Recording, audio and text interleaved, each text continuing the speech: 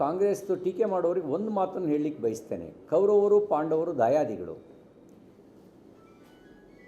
ಪಾಂಡವರನ್ನು ವನವಾಸಕ್ಕೆ ಕಳಿಸಿರ್ತಾರೆ ಕೌರವರು.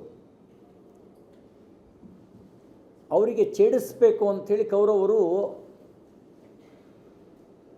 ಪಾಂಡವರಿರೋ ಜಾಗಕ್ಕೆ ಬರ್ತಾರೆ. ಆ ಮಧ್ಯದಲ್ಲಿ ಗಂಧರ್ವರಿಗೂ ಕೌರವರಿಗೂ ಯುದ್ಧ ನಡೆಯುತ್ತೆ.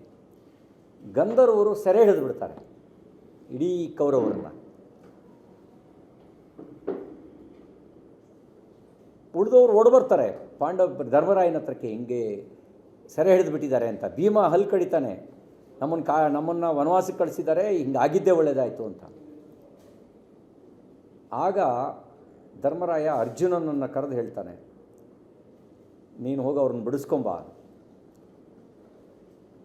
ಅರ್ಜುನ ಹೇಳ್ತಾನೆ, ನಾವು ಮಾಡಬೇಕಾದ ಕೆಲಸನ ಅವರೇ ಮಾಡಿದ್ದಾರೆ, ನಾವ್ಯಾಕೆ ಬಿಡಿಸ್ಬೇಕು ಅಂಥೇಳಿ.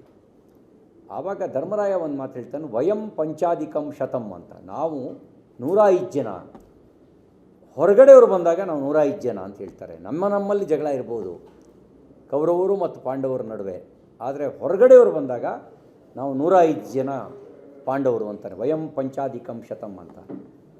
ಶಶಿ ತರೂರ್ ಅವರು ಹೋಗಿರೋದು ಭಾರತವನ್ನು ಪ್ರತಿನಿಧಿಸಿ, ಭಾರತದ 140 ಕೋಟಿ ಜನರನ್ನು ಪ್ರತಿನಿಧಿಸಿ, BJPನ ಪ್ರತಿನಿಧಿಸಿ ಅಲ್ಲ, ಕಾಂಗ್ರೆಸ್ಸಿನ ಪ್ರತಿನಿಧಿಸಿ ಅಲ್ಲ, ಭಾರತದ ಜನರ ಭಾವನೆಯನ್ನು ಪ್ರತಿನಿಧಿಸಿ ಹೋಗ್ತಾ ಇದ್ದಾರೆ ಅಂತಂದಾಗ ಅದನ್ನು ಗೌರವಿಸಬೇಕಾಗಿರ್ತಕ್ಕಂಥದ್ದು ರಾಷ್ಟ್ರೀಯ ಪಕ್ಷ ಅಥವಾ ರಾಷ್ಟ್ರೀಯ ಪ್ರಜ್ಞೆ ಇರುವಂಥ ರಾಜಕೀಯ ಪಕ್ಷಗಳ ಕರ್ತವ್ಯ.